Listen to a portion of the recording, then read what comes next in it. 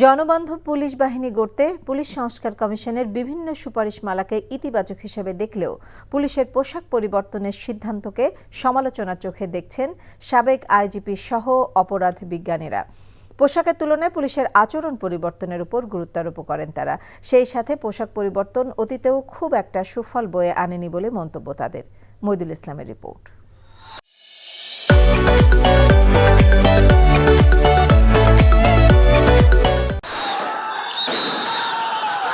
জনগণের সেবকের ভূমিকায় থাকলেও বিভিন্ন সময় দুর্নীতি, অনিয়ম এবং মানুষের উপর অতিরিক্ত বল প্রয়োগ সহ নানা কারণে সমালোচিত পুলিশ বাহিনী। বিশেষ করে ছাত্র জনতার গণ অভ্যুত্থানে প্রকাশ্যে গুলি চালানো সহ নির্মমতায় পুলিশের প্রতি ক্ষুব্ধ হয়ে ওঠে পুরো জাতি। ৫ আগস্ট স্বৈরাচার শেখ হাসিনার নেতৃত্বাধীন আওয়ামী লীগ সরকারের পতনের পর পুলিশ বাহিনী সংস্কারে গঠন করা হয় কমিশন। কমিশনের বেশিরভাগ সুপারিশকে বিশেষজ্ঞরা ইতিবাচক হিসেবে দেখলেও কিছু গুরুত্বপূর্ণ বিষয় বাদ পড়ে গেছে বলেও মনে করেন তারা।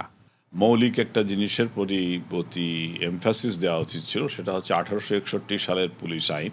সেটার অনেকগুলো ধারার পরিবর্তন এবং এটাকে রিরাইট করার দরকার।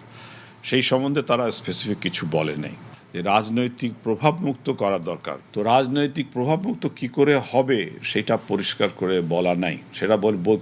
সেটা বলা উচিত ছিল যে আইন করে দিতে হবে। পুলিশের তদন্তকারী সংস্থা যেটা, সেটাকে রাজনৈতিক নির্বাহী থেকে আলাদা রাখতে হবে, মুক্ত রাখতে হবে।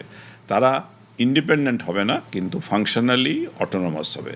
স্বাধীন হতে পারে না, পুলিশ বাহিনী কোনো সময় স্বাধীন হতে পারে না, তাকে জবাবদিহি করতেই হবে। তো জবাবদিহিটা সে করবে বিচারিক বিভাগের কাছে। এই ধরনের কথাবার্তাগুলো বলা উচিত ছিল। তবে সংস্কার কমিশনের প্রতিবেদনে সুপারিশ না থাকলেও হঠাৎ পুলিশের পোশাক পরিবর্তনের সিদ্ধান্তে তৈরি হয়েছে নানা সমালোচনা, বিশেষ করে পোশাকের রং বাছাই নিয়ে। নতুন সিদ্ধান্তে পুলিশের পোশাক হবে লোহার রঙের, র্যাবের পোশাক হবে জলপাই, আর আনসারের হবে সোনালী গমের রং।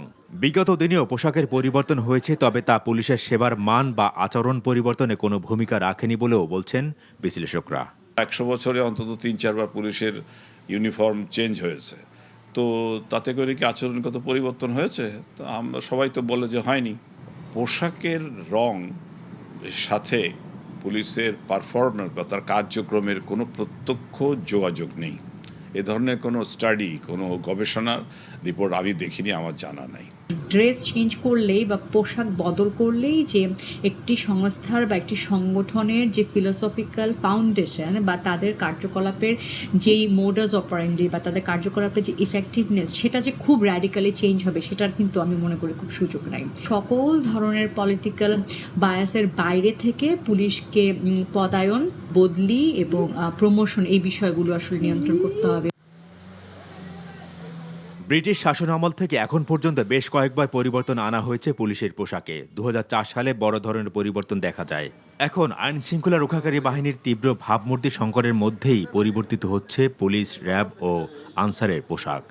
এমন প্রেক্ষাপটে স্বরাষ্ট্র উপদেষ্টা জাহাঙ্গীর আলম চৌধুরী বলেছেন, শুধু পোশাক পরিবর্তনই সুফল বয়ে আনবে না, প্রয়োজন বাহিনীর সদস্যদের মানসিকতার পরিবর্তন। আপনার মন এবং মানসিকতা যদি পরিবর্তন না হয়, কোনো কিছুই হবে না। মইদুল ইসলাম, এনটিভি নিউজ, ঢাকা।